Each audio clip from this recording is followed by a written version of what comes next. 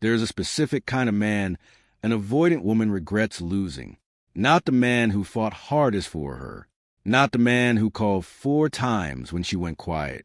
A different man entirely. One most people would not even notice walk into a room. By the end of this video, you'll understand exactly who he is, and more importantly, why becoming him has almost nothing to do with her at all. To understand why she remembers this particular man, you have to understand what an avoidant nervous system is actually running from. It is not love. It is a specific flavor of love that feels like a leash. Closeness to an avoidant partner can register as a loss of control rather than comfort. So when a man dissolves into her completely, when his mood depends on her availability, her body does not read that as devotion. It reads that as danger. She stops feeling connected to a partner and starts feeling responsible for one, and responsibility, to a nervous system built to protect its independence, is heavier than any love could ever feel light. The man she regrets never made her carry that weight. This is why the memory of him lingers so specifically. Most exes fade into a general impression, a blur of good and bad nights. But an avoidant woman tends to remember one particular man with unusual clarity, because he never triggered the alarm system the rest of her relationships did. He did not require her to manage his emotions in exchange for her own freedom. He simply existed alongside her, solid and separate, and that combination is rare enough that her nervous system filed him away as an exception rather than a memory. Understanding this distinction matters, because it tells you the goal was never to love her more. The goal was to need her less while still choosing her fully. And those are 2 entirely different skills. Think about the men you already know who carry this quality. Even in ordinary life, not just relationships. The co-worker who does not chase approval in meetings but still gets listened to. The friend who can go a week without replying and nobody assumes a friendship is dying. That same energy, transplanted into romance, is what an avoidant woman is quietly scanning for from the very first date, long before she can put words to it. That single fact explains everything you are about to learn, but it does not explain why most men only discover it after she is already gone. Something strange happens once the relationship ends.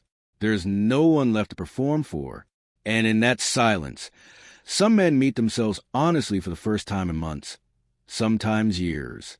What they find waiting their raises an uncomfortable question. If that calmer, fuller man was always available somewhere inside them, why did he disappear the moment she needed him not to? The answer starts with the center of gravity, and this is where most men get it backward. Right now. If your peace depends on her mood, her replies, her last scene, you have handed her the steering wheel of your own nervous system. She can feel that handover happening in real time, long before either of you says a word about it. It shows up in the tone of your texts, the speed of your replies, the small anxious questions disguised as casual ones. Reclaiming that gravity does not mean pretending you feel nothing. It means building mornings that do not begin with checking her social media. Building a life with enough of its own momentum that her attention becomes a bonus instead of the fuel keeping you upright. There's a version of the same principle at work in something as simple as body language, and it explains why this quality reads as attractive even to people who have never studied attachment theory. A man who checks his phone every few minutes signals, without saying a word, that his attention belongs to someone outside the room. A man who is genuinely absorbed in a conversation, a task, a plan of his own, signals the opposite. Avoidant women are unusually sensitive to this signal specifically because their entire nervous system is built around detecting where control sits in a relationship. The moment they sense a man who is not silently asking permission to feel good, something in them relaxes in a way chasing could never produce. This is not a trick you perform for one evening. It has to become the actual texture of how you move through your days, which is exactly why the men who get this right tend to be the ones who are never trying to get it right for her benefit in the first place. But building a fuller life alone is not enough, because a man can be busy and still be broken inside. That deeper problem is regulation, and this is where the real difficulty begins. When anxiety spikes, when the pull arrives to check her last scene or reread old messages, most men reach for her to make the discomfort stop. The man she regrets does something almost boring instead. He breathes through it. He walks. He calls a friend about something unrelated, and he lets the wave move through his body without turning to her to shut it off. This requires proving to your own nervous system that you can survive discomfort without her intervention. And once that lesson lands, it does not stay contained to her. This is a part almost nobody expects. The same regulation that stops you from reaching for your phone at midnight starts changing how your friends experience you, how your family experiences you, how strangers experience you in ordinary conversation. Men who do this work often report the same strange side effect, that people around them start treating them differently before anything is even said aloud. Friendships that had gone quiet start responding again.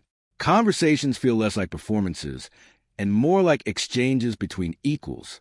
This happens because nervous system regulation is not a private, invisible process. It changes your posture, your pacing, the way you listen, the way you occupy a room, and other people register that shift on a level they cannot always name. She is not the only one who senses a difference.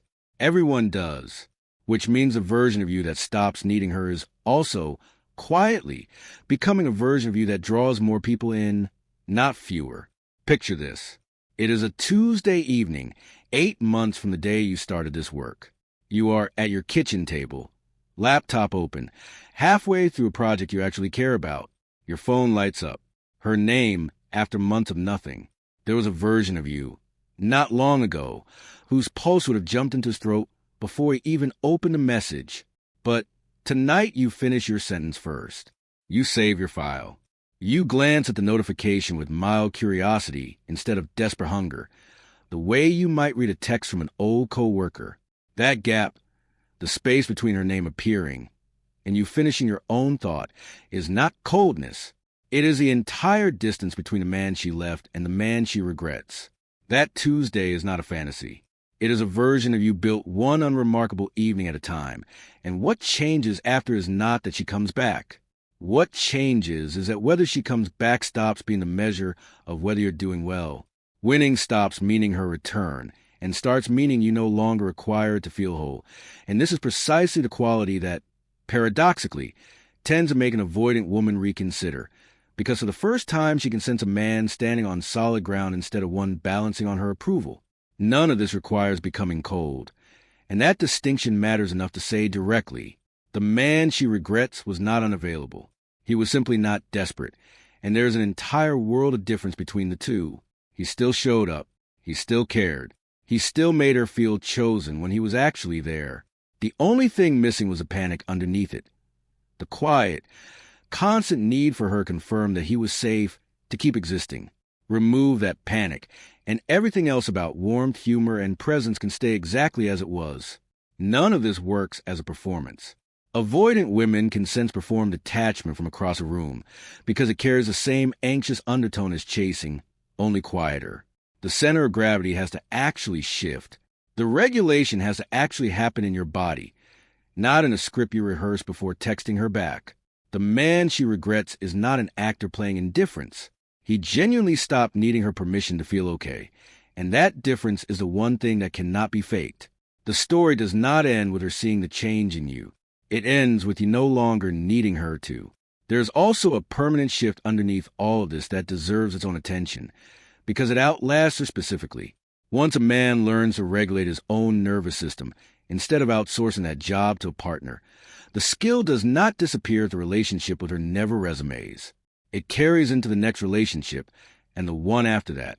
Men who skip this work tend to repeat the exact same dynamic with a different woman, chasing a different avoidant partner, hitting the same wall for the same reasons, because the nervous system pattern was never actually addressed.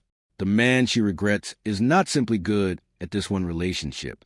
He has changed something structural, which means whoever he ends up with next inherits the finished version of him instead of the unfinished one she knew. There are two paths in front of you tonight. The first is the one most men take, refreshing her profile, waiting for a closure that a message can never actually deliver, staying exactly the man she left. The second is quieter, close this video, and before you check on her, do one unremarkable thing that has nothing to do with her at all. 10 pages of a book you have been avoiding.